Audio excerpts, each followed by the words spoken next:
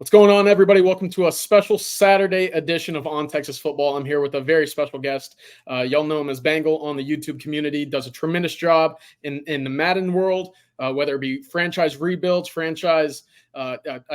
seasons, communities, whatever it might be on the YouTube sphere. Over, what are you clearing? 540,000 now is creeping something up on in that neighborhood, but very I don't impressive. count everyone. So yeah, one of the best in the YouTube world. We're very lucky to have him join On Texas Football today for a special segment. Obviously, it took over Twitter, at least my Twitter sphere, a little bit. The return of College Football 25 is coming sometime this year. I'm very excited for it. It dominated my middle school, high school world in terms of just spending weeks and weeks and weeks on end playing this game. I imagine you as well were very big in this game. What did that game mean to you? And I guess off the bat, how excited are you that it's coming back? Well, first of all, thank you for having me. I'm a regular On Texas Football viewer all the time. And I know Bobby was chomping at the bit to get to this. It's unfortunate to kick him off. But yeah, man, I mean, we're about the same age. We're growing up playing this game. It's a ton of fun. Texas wasn't always the best during the end of the NCAA kind of heyday. Yeah. But, it was so fun to play with my friends growing up. And then obviously now it's actually, kind of transitioned into a job. So it's bizarre. I never expected any of this, but here we are. And I'm definitely really excited that it's coming back. Yeah, I mean, I guess this will just give you a whole world of new content to go after and pursue. I'm not sure Bobby ever played this game, if I had to guess. I wouldn't say so. Maybe not. So I'm glad we were able to link up and do this one. Obviously, I wanted to get into what we might expect to be some of the top rating guys for the Longhorns this upcoming season. I actually looked back at it a little bit yesterday whenever I was previewing, some of the old ratings in Texas from the NCAA 14 game. Texas had 10 players over the rating of 90. To me, that's pretty impressive. I kind of consider that 95 and above to be an all-American, kind of all-world kind of player. Anything in that 90s, you might be in consideration for an all-conference player. Right now, I mean, I was looking at just before we started, Jackson Jeffcoat was the highest overall player, or who we assumed was Jackson Jeffcoat in the game. Of course, they didn't have the licensing for players, so the ratings at the time, the players were just like we talked about earlier. Edge number 44. And had a nice rating to it. But Jackson Jeffcoat, 94. Mason Walters, 94. How about Justin Tucker at 92? Probably the highest rated overall kicker. And the list went on and on. But I wanted to pass it off to you because I think it's interesting. Going into this year, there's obviously some very talented players on the Texas roster. We know Quinn is going to be amongst the highest rated overall players in this game, I would assume. But who would you kind of put up in that kind of conversation for, we'll go 3 and 3. So the 3 highest players on the defensive side of the ball for Texas in this upcoming game, who would you say would be, some of those guys that you're keeping a very close eye on at this moment? Well, it's interesting that you mentioned Justin Tucker briefly because I think Burt Auburn's probably going to be pretty highly rated in this upcoming game. Yeah, but that's a good point. Defensively, I think you look at Jahdae Barron as probably one of the highest rated players on the Texas roster in 2024. And how could you debate it? I think he was, and he had some struggles covering downfield down the stretch, but Overall, he's as rock solid as they come, especially defending the run. I would say, I'm looking at the roster. A lot of youth, a lot of young players on this team. Maybe Anthony Hill could actually be in that conversation. Texas is losing so many players and top end players defensively. Could see Terrence Brooks in that conversation as well. And I think you look at some of the younger guys, freshman last year, Malik Mohammed, maybe even Derek Williams in that conversation. I don't know. It's tough to pinpoint exactly who the top 3 would be defensively. It is. And I think a lot of that is the coming and going of guys from the portal, obviously, to the NFL draft. The guy that I had circled as probably who I would expect having the top overall rating would be Anthony Hill. I think coming in, you see the physical tools. It felt like every tackle he made last year was him trying to send the kid through the crust of the earth. It felt like he just had that kind of it to him. Who joins him? I like Jahdae, like you mentioned. I also went Derek Williams. I think that he's primed for a big jump. But it's going to be interesting because this spring they're going to be tested a lot with this new Texas offense. Obviously, Quinn comes back 4 to 5 starting offensive linemen. And then some new receivers, some new toys for Quinn. Amari Niblack joins the tight end room. Are you looking at this wide receiving group and kind of the toys around Quinn as there's going to be a lot of fun to play with in this game. Obviously, a lot of speed that we expect joining the room. Who are you looking at on offense now to kind of say, all right, yeah, that's going to be my go-to. I'm going to hot route him all the time, send him deep, beat the corner, and we're going to play the fight song all night. Who are some of those guys that you're eyeing right now? I think we probably do agree that Quinn is going to be the highest rated player on Texas. It's just he's a quarterback, and he might be the best returning quarterback in college football from 2023. I think Kelvin Banks, though, I think he's going to be probably the highest rated player on that Texas offense. But of the receiving group, I mean, it's got to be 007. It's got to be Isaiah Bond, right?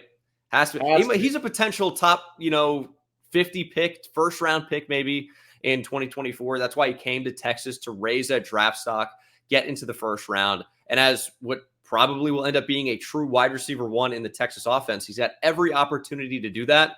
And if you're talking about in a video game, he's as fast as they come. So send him deep, let him work down the field, and hopefully Quinn can hit him.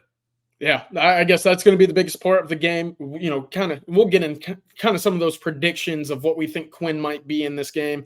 But I was looking back. I mean, Texas in the 2014 game, 3 offensive linemen over a 90 overall rating with 4 out of 5 returning. I'm not sure that they'll quite eclipse that mark, but they do have a lot of continuity there, and that should help Quinn, obviously, which leads me to Quinn, because I think this isn't a polarizing topic, depending on who you ask. I know that you and I both follow Texas and Quinn very closely, but there's been, a bit of a debate on how talented Quinn is. I think we can all agree very high, but the production on the field at times might leave a little bit to be desired more of. In this game, where the highest overall quarterback that we saw in 2014 was Johnny Manziel at 97, there were guys like A.J. McCarron. So you obviously mentioned Isaiah Bond. He's probably the biggest ceiling, I would say, highest ceiling of the transfer portals coming in. Talked about his speed, how fun it might be to use him in this game. But there's a number of guys on the defensive side of the ball as well. You talk about Andrew Makuba, started at Clemson for a couple of years, 22 sacks out of Trey Moore as well. And then Texas added some depth pieces around that you might expect to see in this game as well. I mean, are those pieces that you're expecting to see kind of boost this overall defensive rating? Who might you be excited to use, or I guess user a little bit on the defensive side of the ball if you're, manning a linebacker or safeties? Absolutely. I think in terms of the user, it is going to be Anthony Hill, right? It has to be. I think we kind of glossed over some of those transfer guys at first, and it's going to be interesting because, yes, we expect them to be very good, and especially Andrew Makuba, right? But Trey Moore making that jump up from UTSA to now you're an SEC rush linebacker, it's a different ball game against a different level of competition, a different size. And how is Trey Moore, who isn't the biggest guy, how is he going to fare against some of those tackles that are pushing 6'5", 325 pounds? So it'll be interesting to see what they end up doing, because they could end up being more conservative. And then maybe we end up seeing Trey Moore like an 86 overall as opposed to a 91 or something in that upper echelon, or pushing it, right? So it's going to be really interesting. But yeah, Texas is moving in the right direction. We all know that. And because they're getting bigger and better athletes, speed can really win. Speed and power wins at the college level. So Texas is definitely getting a lot of that. Yeah, no, it's going to be fun. I also wanted to touch on the in spot because we're adding Colin Simmons as well. This will be a guy coming out of high school, already put on 20 pounds, as we've talked about throughout the week on Texas football. He looks the part of an SEC edge rusher, even at about 6'2 1/4, 6'2 1/2. Maybe not having that superb length and size on the edge, but he's added 20 pounds already. We know the speed and explosiveness will be there. And going back to 2014, how impressive and impactful a star edge can be in this game. Colin Simmons might be a guy who, as the game continues to go, we'll just continue seeing that rating get higher and higher. How excited are you to not only follow him in this game, but as a Longhorn and seeing him progress and develop on the 40 acres? Answer this. When is the last time Texas had a truly dominant edge rusher? Joseph Osai may be in that conversation for me. He was so fun to watch. But when is the last time they truly had a guy that even went in the top couple of rounds? I think Osai was a 3rd-round pick. They haven't really had the guy, right? Yeah. And even Jackson Jeffcoat was a heck of a player, but he wasn't a top pick either. He was good at Texas, but in terms of being the guy, you have to go back a while. Maybe Brian Arakpo. I could be missing somebody in the 2010s, but probably Brian Arakpo, right? So It's been a while. That was maybe 2009 for the Brian Arakpo draft. But Colin Simmons, you got a top 10 recruit in the class. I know the ratings have fluctuated over the year, whatever, but that's a guy you expect to develop into an upper echelon type player. The athleticism's off the charts. His development should be really fun. If you're going to start a dynasty with Texas, the NCAA franchise mode, I mean, that's a player you expect maybe to start maybe around an 80. You want to work him up to that 99. And I think the ceiling is absolutely there. Absolutely. I did want to mention Charles Omeni, who had a great run at Texas as well. Him and Osai kind of go pair and pair for me as well. For sure, but a 5th round pick. Sure. Absolutely. I did want to hit you with a little prediction game here. And so it'll just be quick. What do you think, in your eyes, the ratings will be for each individual characteristic of these guys? I'll lob you a softball here. So Kelvin Banks in pass protection, a guy, 99 is all world. We've talked about it. 95, we loosely consider to be an All-American kind of level. Are you looking at a passing rating that would consider Kelvin Banks to be an All-American there? Absolutely. I mean, and a lot of what I do is NFL draft related. So I try to picture, what does a prospect like Kelvin Banks look like? I think he's a top 10 or 15 pick in the 2025 draft next year. And that is surely All-American level. We know he was dominant as a freshman and didn't really lose his step as a sophomore. Yeah. Draft eligible, that's that contract year for college football nowadays. So you got to expect 95 plus in pass blocking. I mean, he's as good as they get. He is maybe the best tackle in the draft next season. I think he's going to be rated as such. Yeah, put that on a quote card and get it out to Twitter. I like it because I agree with you. I agree with you 100%. Isaiah Bond, speed. We've talked about it. Came in 10.5 speed, lit it up at Alabama, number 1 receiver there. We know his speed is going to be a conversation. Is he clearing 95? I think I'd be surprised to see it below 95. Okay. He's got another gear, and not everyone can have 99. Most players can't. Maybe you get one guy in college football at 99 speed. Not sure who it is. I don't think it's Isaiah Bond, but I put him 96, 97 pretty comfortably. And that, I mean, you can fly. That's like Xavier Worthy territory of speed. Absolutely. And sticking on the offensive side of the ball, and this is a fun one we kind of juggled with a little bit beforehand, but Quinn Ewers, what's that accuracy looking like? And does it change further you go down the field for you? So, this is a big difference from NCAA 14 time back in 2013 versus now. Right. At least Madden has expanded throw accuracy. So it's no longer just throw power and then accuracy, because we know, there's a lot of different types of quarterbacks, and you got to be able to make 3-level throws to be a truly elite player. And not everyone that can hit the check down can push the ball down the field. It's a difficult evaluation with Quinn because, as we know, Texas is such a heavy RPO offense. There are so many swing screens and hitting quick slants off RPOs, as I mentioned, that how often do we really see Quinn push the ball down the field? Maybe a couple times a game, and he's been a little bit inconsistent in doing that, unfortunately. And I know the receivers haven't always been on the same page. Worthy's deep ball tracking a couple of years ago was less than ideal. But I think Quinn's short accuracy is going to be in that elite territory, which you probably couldn't say early on, but he's really developed in that range. And his ability to hit intermediate throws as well over the middle of the field in that kind of like, I'd say 8 to 15, 17-yard range, that's pretty elite as well. But deep throw accuracy, I think, for right now, heading into the season, leaves a little bit to be desired. It's completely fair, and I think most Texas fans would agree with you. Quinn, we've talked about it a little bit. The best quarterbacks from that group of this NCAA 14 era, I mean, it was Johnny Manziel as a 97. You had Andy Murray, AJ McCarron as well. Aaron Murray as well. SEC leader in passing yards all time. It was such a great era of SEC football. Zach Mettenberger, if we had anyone remembers him, of course. It was a fun bunch. But all of those guys kind of warranted those 95 overall grades right now. As we go into this upcoming season, you can talk about whether it be Shedeur Sanders, Carson Beck at Georgia. Quinn certainly figures into that conversation. Are we looking at the three of them kind of being in that same 95 to 97 rating? Is there anybody on the outside that you could see kind of making that leap, like a Riley Leonard now at Notre Dame? Yeah, that's an interesting point. I think you did nail it with the top three. I think those are definitely the at least as I see it, the top three quarterbacks heading into the season. But are any of those guys, and unfortunately this includes Quinn, are any of these guys just lock first rounders? Because we kind of thought Quinn would be heading into the season. And obviously he played pretty well in the offense, but his draft stock was not what he wanted. He ends up coming back to school in somewhat surprising fashion. Although, of course, on Texas football, I had that way in advance.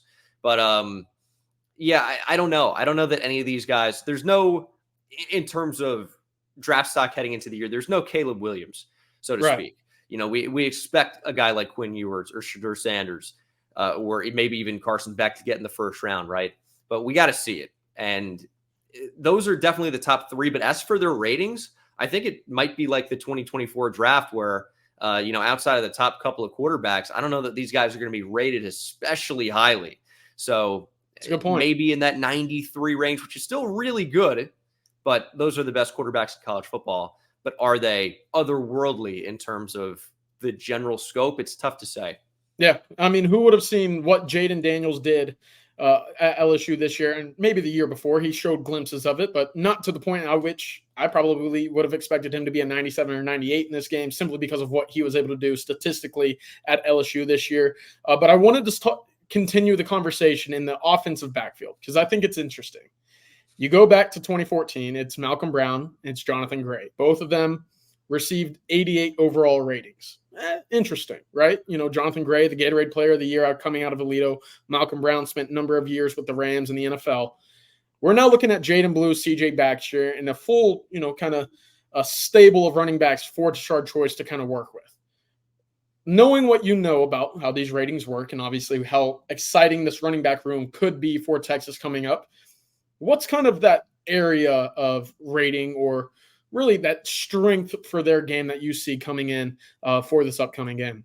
Well, I think the strength is the depth. I mean, I think we expect C.J. Baxter to be the bell cow. He's got the size, and he was only a freshman last year, right?